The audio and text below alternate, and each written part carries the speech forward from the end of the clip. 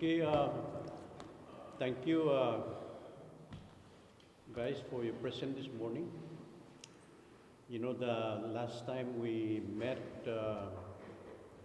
the election has not been certified, so it's kind of delaying our movement to move the transition.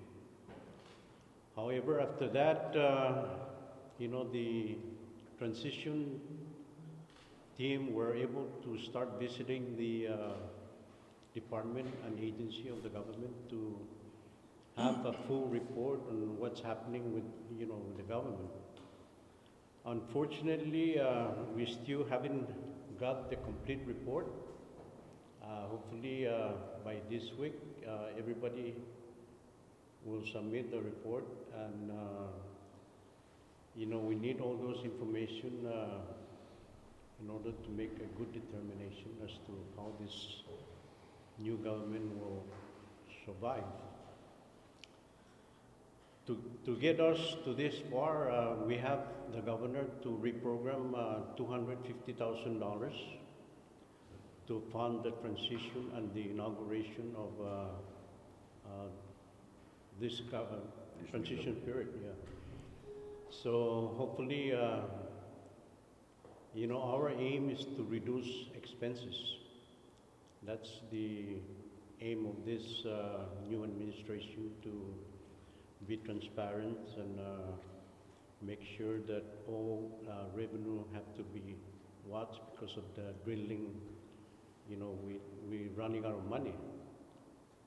So I hope that, you know, with all the expenses that we're gonna be incurring, most of this will be funded through donation too. So we're not just gonna be using the government funding, but we're gonna be using donation from private sector.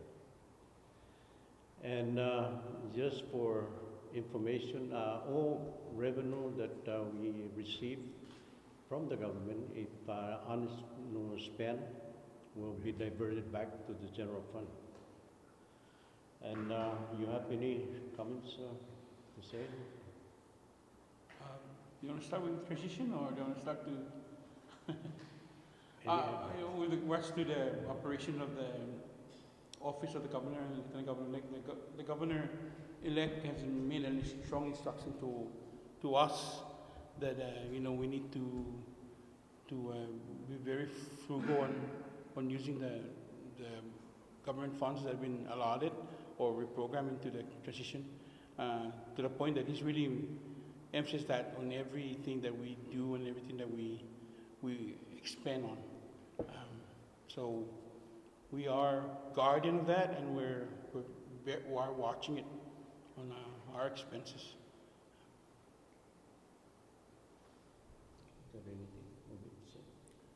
Well, from the inauguration ceremony point of view, we're pretty much moving along as fast as we could. As our executive chairman mentioned earlier, it was the certification of the runoff election results that hindered the expedient movement of our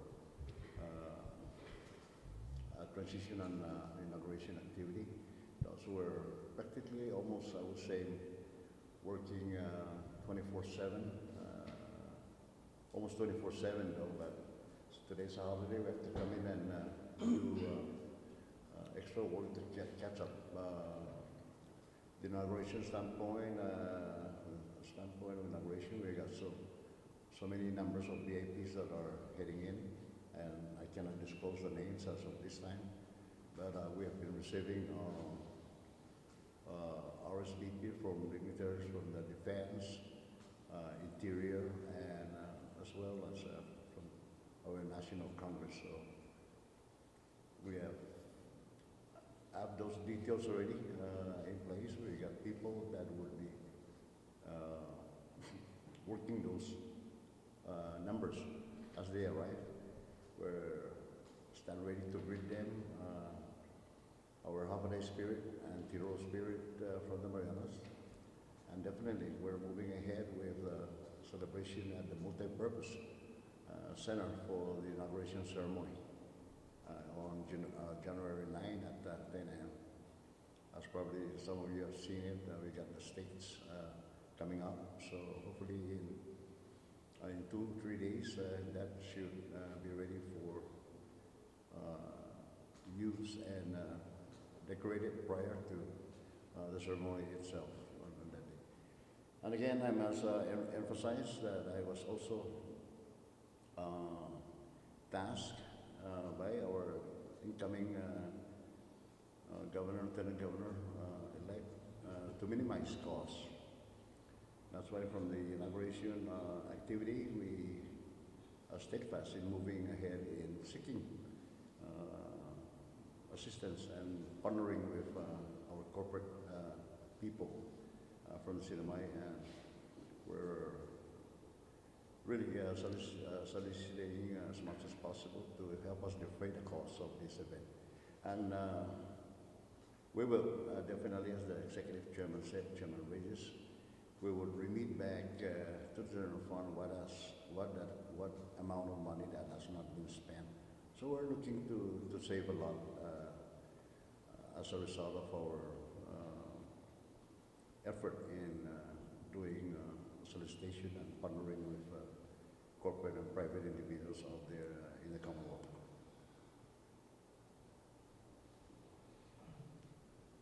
All right, so let me talk about transition now.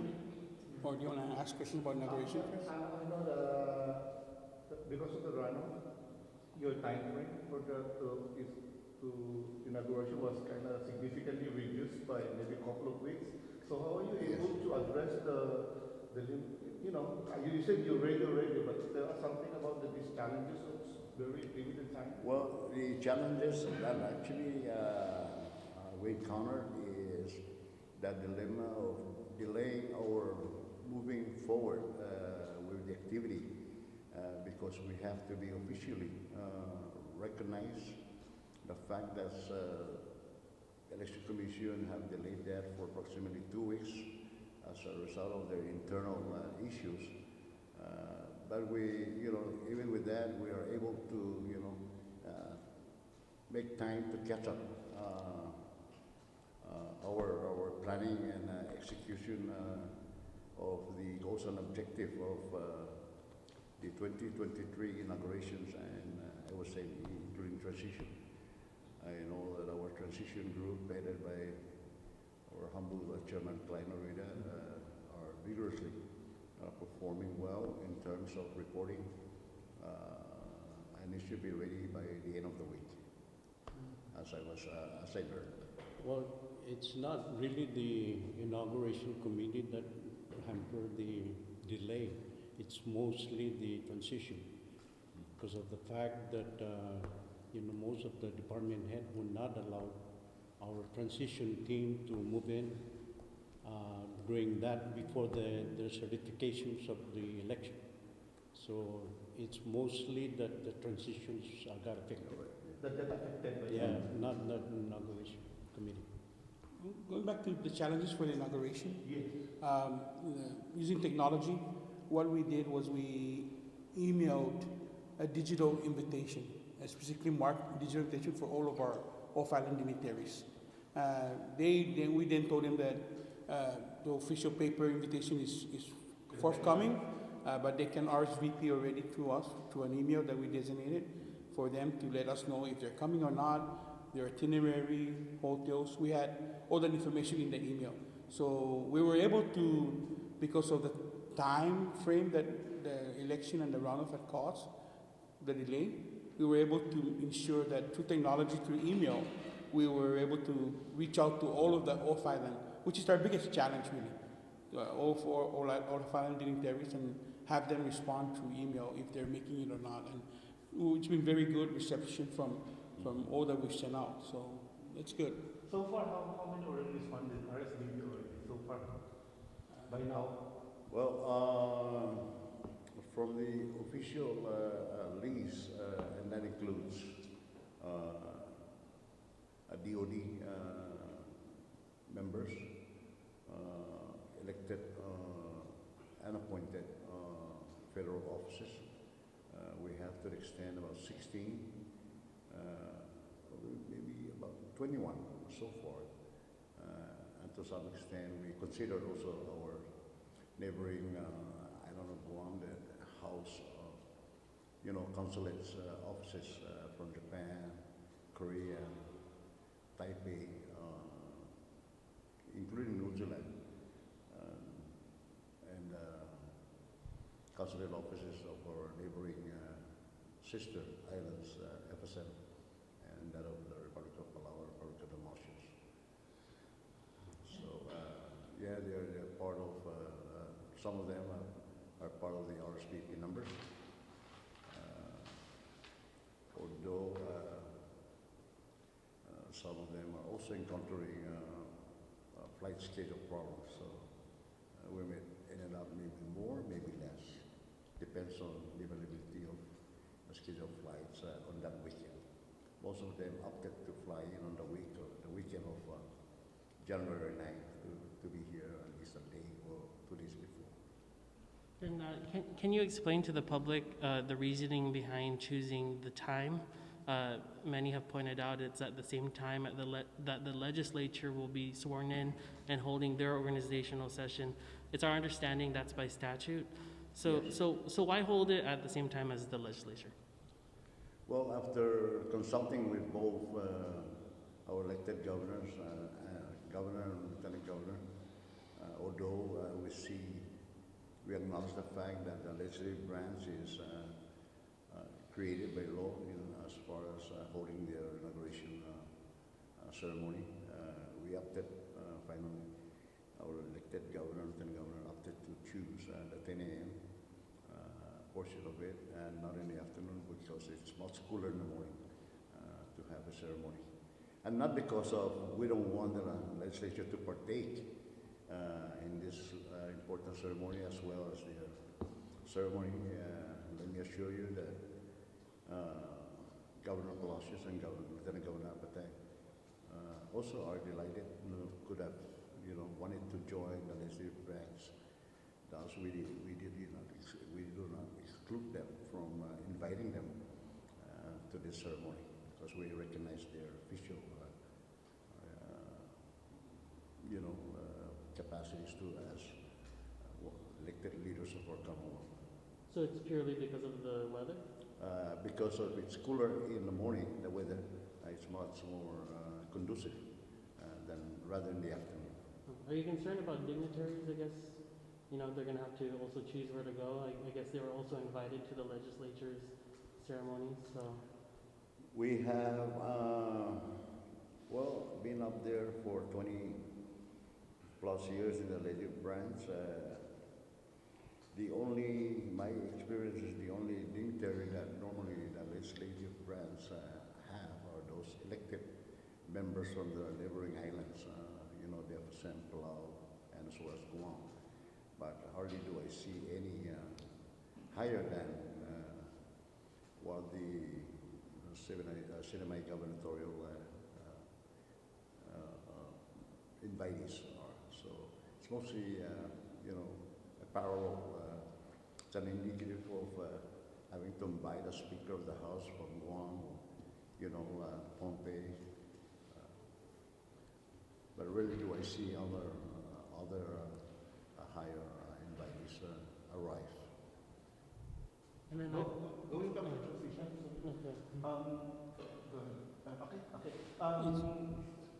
Even before the certification came out, is there any problems or issues that the transition team encountered? Why don't I brief you guys on the transition first, Okay. and then you can ask your question. Okay.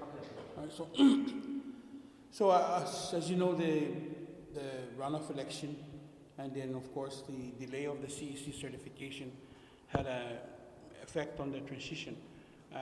Now there are 32 teams of members of the transition team that went out to 32 government departments, agencies, and autonomous agencies to do their transition report and so forth. I am happy to report that 28 of those teams have come back with completed reports. Now we're just waiting for the rest to come in. Now, there are setbacks from the transition point of view because, number one, we tried to make initial contact, taking the initiative from our members to reach out to departments and department heads and ask to start meeting and discussing about what is the expectation of the transition team. Cooperation is probably 50%. The other 50% of the department heads or board members have basically told us that no access until such time that the certification is complete. So that was a delay also. And it really added on to the issue of what's going on. And eventually when the CEC certified and we started to reach out to the agencies to make the official point of contact or first contact and then the official meeting with them, we also ran into problems with the department head resigning, going on terminal leave, and even to the point of three in the departments where their staff didn't know that they were acting heads of that department until we mentioned to them that I believe what we know is that you're the acting, until the official letter came out from the governor's office and so forth. But 3 of those people did not know that they were acting. But in a sense, we're moving forward, right? So 28 of those reports are done, are completed. We have a challenge that just last week, Wednesday, we were given access to the Muni system.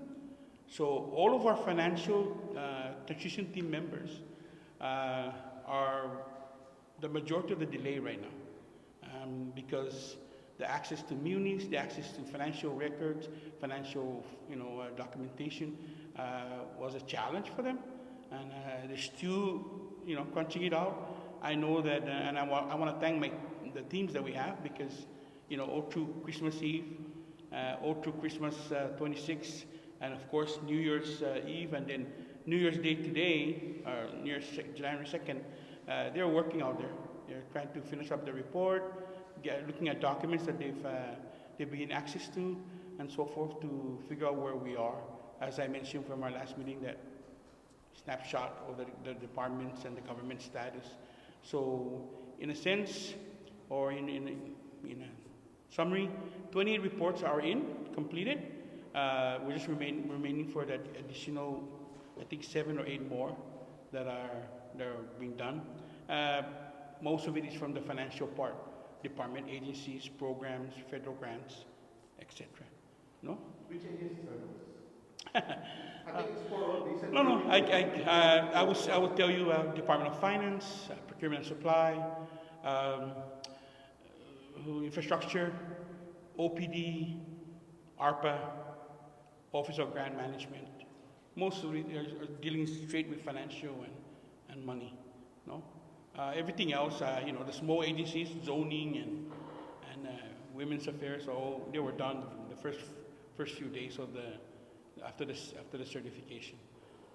Can you talk more about the cabinet process? There's been a lot of talk about applications. Is there an actual application being made for these cabinet positions? Can you just brief us on that? Gary's laughing on the side there.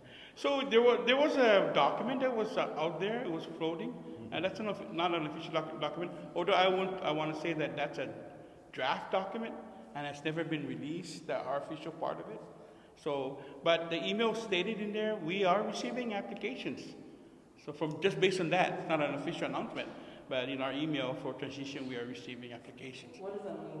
Do you have a template that they fill out, or are they just telling you?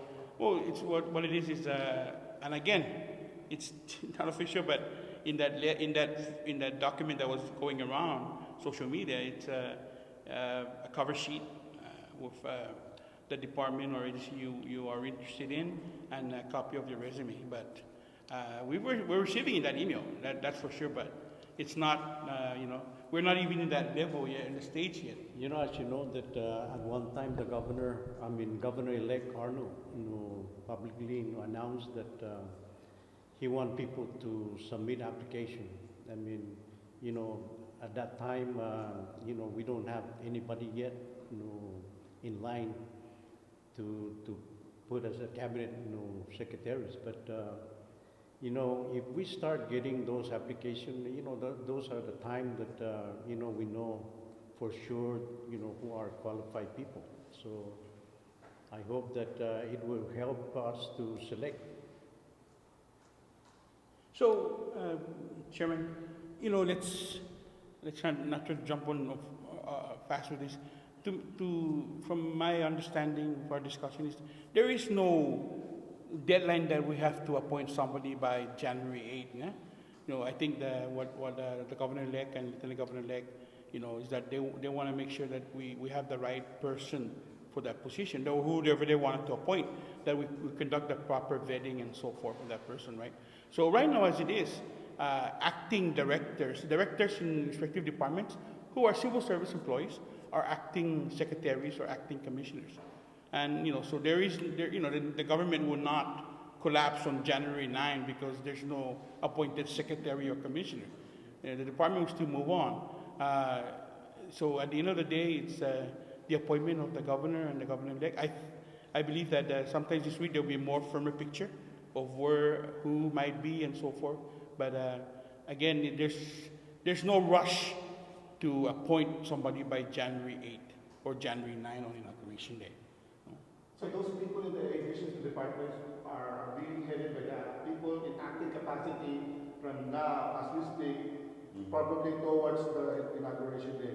There are people who are in active capacity. And those people are within the department that are not newly hired. They are in there, like the directors. Yeah, they're there. The stability of the department is still there. It's inserting the political appointee to lead that department, and it could happen the first week after January 9 or the second week, but it's going to happen. It's just an issue of when, and the vetting process is very critical. Yeah. And are you going to be chief of staff? No, there's no. No, I mean, no. We have not discussed that. Are you interested in that position? That has not been discussed. And then I just wanted to ask about the transition when it comes to ARPA-related positions, right? Many of them will expire around this time. So what's the consideration there for our ARPA jobs? See, at this time, we really don't know the status of the ARPA funding. So we just cannot do anything. We cannot commit at this time what's going to be happening after the expirations of that new contract. So I think we have to look at it first. And the director of OPM, Franny Torres Salas, excuse me, released a memo last week, basically stating that ARPA-funded employees who are expiring on December 31st, 2022, must not come back to work. That's from OPM. So that affected a lot of employees. My understanding is that close to 500 or over 500 people were hired under ARPA. Some of them, or majority of them, have expired in December 31st. But that OPM memo is released by OPM to ensure that these employees are going to be paid if they that they come into work. That's why, to ensure that the government is not liable beyond December 31st, that they are instructed not to come into work after December 31st. I think there are contracts. I think that's the time they expire. Yes, but some, It's a TLAs. But on the assumption that some people still continue to come back to work on the assumption that they're going to be renewed, and if there's no motion or discussion about that, then they shouldn't have come back to work after December 31st. Yeah, so that memo from OPM is the only valid working document in regards to ARPA employees. And if it's okay to shift back to inaugurations, what's the plan for Rhoda and Tinian? I know they're in the upcoming weeks. Is the governor and lieutenant governor going to attend those inaugurations too? Well, through experience, most of the local inauguration that would happen in Tinian and Rhoda normally congregate to Saipan, where some of them would request for a swearing ceremony with the governor. Primarily, most of them are municipal councils. The others would request a judge of their their own liking to administer the oath of office while they are currently on the island. But definitely, yes, I am pretty sure they'll have their own local inauguration ceremony right after the main event, which is on January 9th. And did Chief Justice Castro is confirmed to swear in? Chief Justice Castro is confirmed to swear in Governor-elect Ardo Palacios, and Justice Manglona, Associate Justice Manglona, will swear in the Lieutenant Governor-elect David Mundo at the time. See, the highlight of this rebuilding trust start with the transition team. They have allotted us $250,000, and the governor-elect and the lieutenant governor-elect position is that, let's show the public that whatever given to us, let's preserve our resources. So mostly the resources that they give us will be, expended as what's needed to be. We're not gonna overspend. So this is the highlight of rebuilding trust start, transparency in government.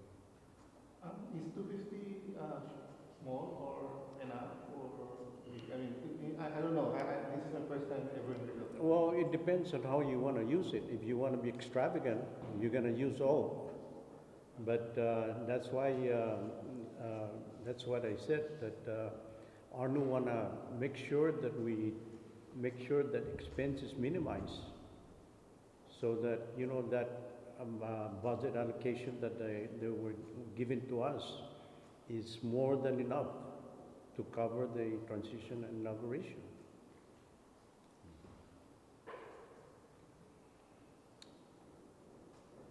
Any more? We're good? Well, gentlemen, thank you.